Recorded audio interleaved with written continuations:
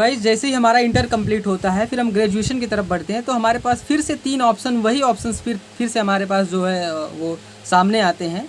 वो होता है मैथ, जो जिन्होंने साइंस साइड्स किया होता है मैथ से और बायोलॉजी से, उनके लिए होता है बीएससी, बीए और कॉमर्स। ये 3 सब्जेक्ट्स होते हैं। तो इनको अलग अलग साइड के हिसाब से बांट दिया जाता है कि जैसे एक साइंस साइड हो गया, फिर एक आर्ट साइड हो गया और तीसरा हो गया कॉमर्स साइड।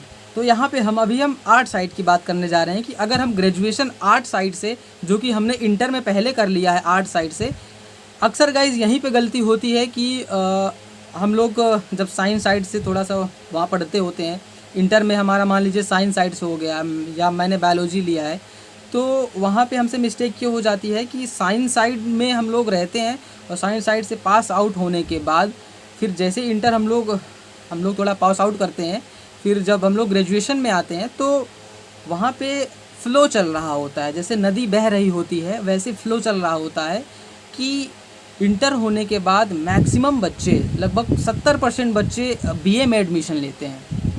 सेम वही प्रोसेस होता है जब हम हाई स्कूल पास करते हैं, तो वहाँ पे 70%, जब हम थोड़ा सा और आगे बढ़ते हैं 11th में जाते हैं तो 70% बच्चे बायोलॉजी में एडमिशन लेते हैं, मैथ में थोड़ा सा कम लेते हैं, आर्ट में थोड़ा सा और कम लेते हैं। वहाँ पे 70% बच्चे जो होते हैं वो बायो में एडमिशन लेते हैं। क्यों? क्योंकि उनके पास ऑप्शन उतना ज़्यादा चूज़ करने का उनको मालूम नहीं होता कि मेरे पास क्या क्या सब्जेक्ट है, मेरा इंटरेस्ट क्या है। तो वो करते क्या है कि मेरे यार दोस्त जो हैं वो सब लोग बायोलॉजी में ले रहे हैं एडमिशन, चलो मैं भी साथ में उनके साथ बायोलॉजी में ही एडमिशन ले लेता हूँ। फिर बाद में पता चला कि बायोलॉजी पढ़ते पढ़ते कुछ मन ही नहीं लग रहा है, मेरे को बिल्कुल इंटरेस्ट ही नहीं है बायोलॉजी में, तो वहाँ हम फंस जाते हैं। तो ऐसे ही सेम प्रोसेस यहाँ इंटर के बाद होता है। इंटर जब हमारा साइंस साइड से हो जाता है तो हम फ़्लो में सभी के साथ, दोस्तों के साथ में आगे बीए में एडमिशन ले लेते हैं।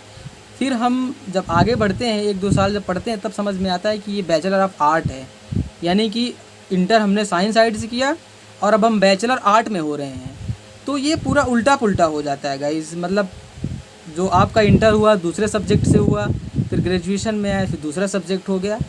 तो कहने का मतलब ये है कि जब हम लोग कर रहे थे, जब हम लोग स्कूलिंग टाइम में थे, तो बड़ा कन्फ्यूज़न रहता था कि साइंस साइड से इंटर हुआ है, अब हम आर्ट साइड से कर रहे हैं। जो हमने इतिहास, भूगोल, अर्थशास्त्र कभी साइंस साइड में पढ़ा ही नहीं था, वो अब हमें यहाँ ग्रेजुएशन में मिल रहा है, कुछ समझ में नहीं आ रहा है, सब उल्टा पुल्टा गड़बड़ हो जाता है। तो इसी चीज़ को क्लैरिफाई करने के लिए मैं आपको थोड़ा सा और ज़्यादा इस चीज़ को समझाने की कोशिश। तो गाइज इंटर के बाद जब हम ग्रेजुएशन करते हैं तो हम आर्ट साइड के सब्जेक्ट को थोड़ा सा देख लेते हैं। आर्ट साइड में जो पहला सबसे पॉपुलर जो सब्जेक्ट वो होता है वो बीए, बैचलर ऑफ आर्ट होता है। हम बैचलर ऑफ आर्ट से ही वहाँ पे स्टार्ट करते हैं। बैचलर ऑफ आर्ट के बाद हमारे पास होता है बीए एलएलबी। ये होता है bachelor of art and bachelor of legislative law. जिनको थोड़ा सा एडवोकेट में थोड़ा सा इंटरेस्ट है या बायोलॉजी में उनका जो है वकीली करने में ज़्यादा इंटरेस्ट है, उनका बोल चाल बढ़िया है, सॉफ्ट स्किल बढ़िया है, तो वो बीएलएलबी इंटर के बाद आराम से कर सकते हैं।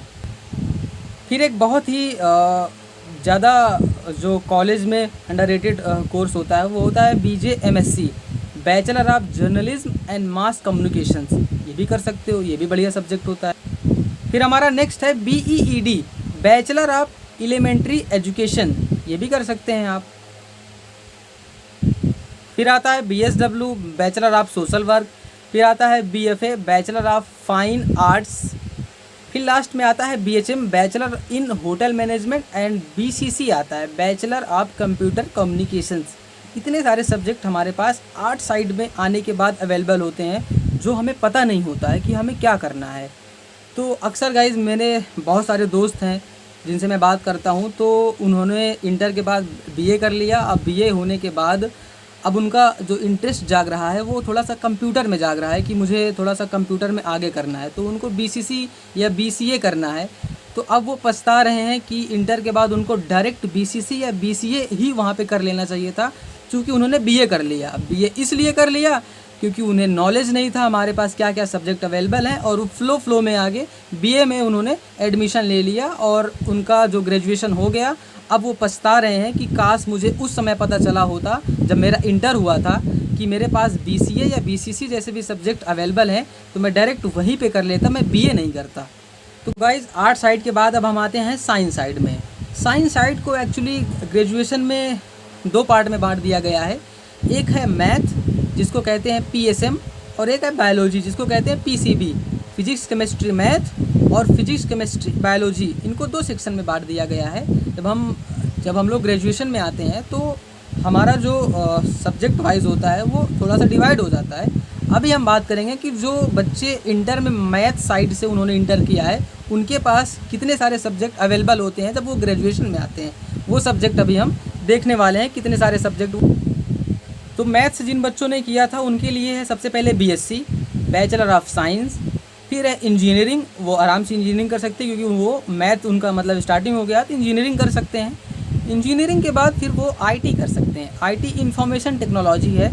IT गाइज एक ऐसा सब्जेक्ट है जो कंप्यूटर सॉफ्टवेयर के सारे कोर्सेज इसके अंतर्गत आते हैं। IT होल्डर जो हो जाता है उसके पास कंप्यूटर का बहुत सारा एक्सपीरियंस हो जाता है।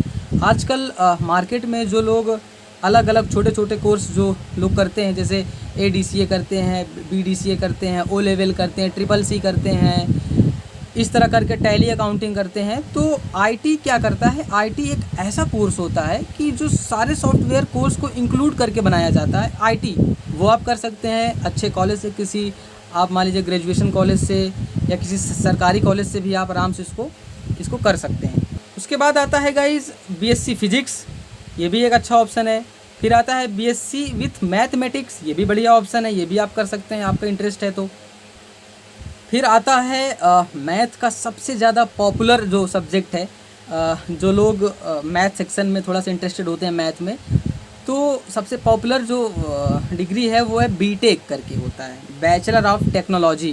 क्योंकि आजकल टेक्नोलॉजी का ज़माना है और सभी इंटरेस्टेड होते हैं कि हाँ मैंने मैथ से किया है, अब मैं BTech करता हूँ। BTech के बाद फिर दूसरा जो वो है BArch, बैचलर इन आर्किटेक्चर। ये भी एक ऐसा सब्जेक्ट होता है, एक ऐसी डिग्री होती है। आर्किटेक्चर का मतलब बेसिकली वो भी एक सिविल इंजीनियर ही होता है।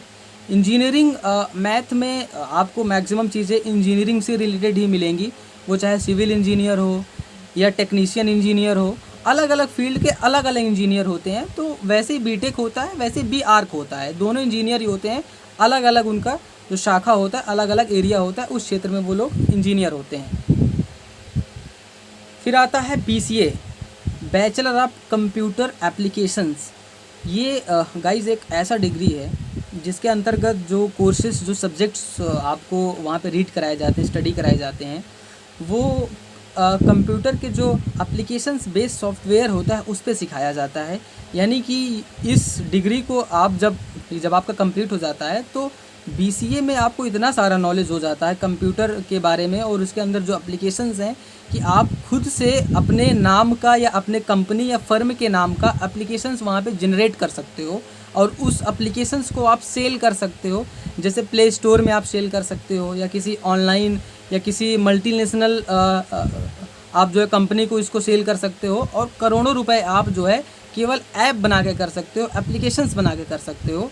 ये जो पावर होती है वो BCA में आपको मिलती है।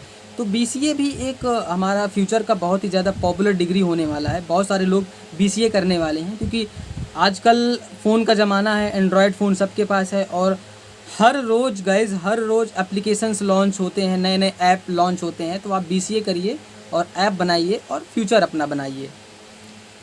तो मैथ वाले जो स्टूडेंट्स होते हैं उनके लिए 2-3 ऑप्शन और आपके पास एक्स्ट्रा होते हैं कि मैथ वाले बच्चे BA भी कर सकते हैं, बैचलर ऑफ आर्ट भी कर सकते हैं, BHM भी करते हैं, बैचलर इन होटल मैनेजमेंट, जो BJ MSc कोर्स होता है वो भी कर सकते हैं, bachelor of journalism and mass communications.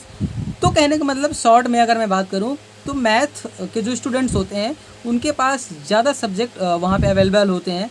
क्योंकि अगर देखा जाए कहीं ना कहीं जब हम हाई स्कूल पास करते हैं तो सबसे जो टफ सब्जेक्ट होता है, सिलेबस होता है, वो मैथ को ही माना जाता है। इसीलिए मैथ में बहुत कम बच्चे लेते हैं एडमिशन्स। बायोलॉजी मीडियम में आ जाता है तो मैक्सिमम बच्चे बायोलॉजी में एडमिशन ले लेते हैं और जो थोड़ा सा लोअर कैटेगरी के बच्चे होते हैं या जिनको अलग चीज़ों में इंटरेस्ट होता है, मैं लोअर नहीं कहना चाहूँगा, वो अलग सबका अपना अपना इंटरेस्ट होता है, वो आर्ट में जाते हैं या कॉमर्स में जाते हैं। तो जिन्होंने इंटर अपना कॉमर्स से किया है वो बच्चे अपना BCom कर सकते हैं, बैचलर ऑफ कॉमर्स। इंटर उनका कॉमर्स से हुआ है, बैचलर भी कॉमर्स में हो जाए ये। गाइस अब हम फाइनल मुद्दे की बात करते हैं। मुद्दा ये है कि जब तक एक बच्चा अपना ग्रेजुएशन कंप्लीट करता है, 3 साल का ग्रेजुएशन होता है, सबको पता है, तो इंटर तक कहीं ना कहीं हम थोड़े से अनमेच्योर्ड होते हैं। एज भी हमारी उतनी ज़्यादा नहीं हुई होती है, 16-17 साल के एज में आज के समय में इंटर हो जाता है। तो उस समय सब्जेक्ट को फाइंड करना या अपने इंटरेस्ट को बाहर निकालना कि मेरा किस फील्ड में इंटरेस्ट है, उसके हिसाब से मुझे क्या सब्जेक्ट लेना चाहिए, ये समझने की क्षमता होती है पर बहुत कम होती है। तभी हम अपने जो फैमिली मेम्बर होते हैं उनसे हम थोड़ा सा गाइड लेते हैं कि भैया मुझे आगे सब्जेक्ट क्या लेना चाहिए, फिर भैया अपने हिसाब से बता देते हैं, फिर आप वहाँ पे फंस जाते हो। क्यों? क्योंकि आपका जो इंटरेस्ट है वो दूसरे फील्ड में है और जो भैया ने बताया है वो दूसरे फील्ड में जा रहा है। तो जाना कहीं और जा रहे थे और घुस कहीं और गए, तो गड़बड़ हो जाती है और कहीं ना कहीं फेलियर का ये भी एक बहुत बड़ा रीज़न बन जाता है। फिर हम फेल होते रहते हैं और सालों साल हम उस चीज़ की तैयारी कर रहे होते हैं और हमें सक्सेस नहीं मिलती है। तो इस चीज़ को समझना थोड़ा सा बहुत ज़रूरी है। हमारा जब ग्रेजुएशन हो गया तो हमारा इंटर भी हो गया, उसके बाद हम लोग बैचलर हो गए। बैचलर होने के बाद हमें अब लेनी है मास्टर डिग्री। मास्टर डिग्री लेने के बाद फिर हम अपने आगे का जो हमारा लास्ट डेस्टिनेशन है, जो हमारा ड्रीम है, जो टारगेट है, वो हम पूरा कर सकते हैं। तो मास्टर डिग्री में क्या होता है कि इन्हीं सब्जेक्ट के साथ आप मास्टर कर सकते हो जिसमें आपने अभी बैचलर किया है। जैसे एक शॉर्ट टर्म में एग्जांपल आपको बताता हूँ कि जिन्होंने बीए किया हुआ है, बैचलर इन आर्ट किया हुआ है, बैचलर ऑफ आर्ट किया हुआ है, वही लोग एमए कर सकते हैं मास्टर इन आर्ट्स। तो जो बैचलर होता है वही मास्टर में कन्वर्ट हो जाता है, वो डिग्री आपकी मास्टर हो जाती है। और बैचलर 3 साल का कोर्स होता है, मास्टर 2 साल का होता है। फिर उसके बाद जिन्होंने बीएससी किया हुआ है वो लोग आराम से एमएससी कर सकते हैं, मास्टर ऑफ साइंस कर सकते हैं। फिर उसके बाद जिन्होंने बीकॉम किया हुआ है वो एमकॉम कर सकते हैं, मास्टर ऑफ कॉमर्स कर सकते हैं। फिर जिन्होंने बीसीए किया हुआ है वो एमबीए कर सकते हैं। ये सारी चीज़ें, सॉरी गाइस, एमसीए होता है। एक जो सब्जेक्ट है जो हम लोग इंटर के बाद उस सब्जेक्ट को कर सकते हैं, उस डिग्री को कर सकते हैं, वो मैं आपको शायद बताना भूल गया था गाइस, वो है BBA, bachelor of business administrative. ये एक बहुत ही पॉपुलर कोर्स या डिग्री इसको हम कह सकते हैं, क्योंकि आज के समय में कंपटीशन देखो हर फील्ड में है। तो गवर्नमेंट जॉब में बहुत ज़्यादा कंपटीशन हो जाने के कारण हम बिज़नेस में भी उतर सकते हैं और बिज़नेस का भी बहुत ही अच्छा अपना एक उसका पर्सनल स्कोप है। तो बिज़नेस को गहराई से समझने के लिए इसका एक पर्टिकुलर कोर्स ही बना दिया गया है, वो है BBA, bachelor of business administrative. तो ये आपका इस फील्ड में बैचलर हो जाता है। फिर इसमें अगर आप मास्टर डिग्री लेना चाहते हो तो आप एमबीए करते हो, मास्टर ऑफ बिजनेस एडमिनिस्ट्रेटिव। फिर उसके बाद जो बच्चे बीटेक किए थे वो अपना मास्टर डिग्री एमटेक कर सकते हैं, जिन्होंने बीआर किया था वो अपना मास्टर डिग्री एमआर करके, ऐसे करके वो सब्जेक्ट्स अपना चूज़ कर सकते हैं। गाइज़, इस टॉपिक को मैंने यूट्यूब में सर्च किया था, इसके पहले भी मैंने कई बार सर्च किया है कि हमारे पास जो सब्जेक्ट्स होते हैं, जो इनिशियल सब्जेक्ट होते हैं जिनमें हमारा इंटरेस्ट होता है और जो हमारे आगे फ्यूचर में काम आने वाला है, उससे रिलेटेड कितने सारे सब्जेक्ट हैं, मैंने यूट्यूब में सर्च किया था। मुझे उतना सेटिस्फाइंग वीडियो अभी तक मिला नहीं था, तो मुझे लगा कि इस फील्ड में थोड़ा सा जानकारी मुहैया कराना बहुत ज़रूरी है, ताकि हमारे जो स्टूडेंट्स हैं, जो अभी हमारे पीछे के स्टूडेंट्स हैं, उनको समझना बहुत ज़रूरी है कि मेरा पर्सनल इंटरेस्ट किस फील्ड में है और मैं बनना क्या चाहता हूँ। उसी ड्रीम के अकॉर्डिंग हमारा सब्जेक्ट लाइन होता है।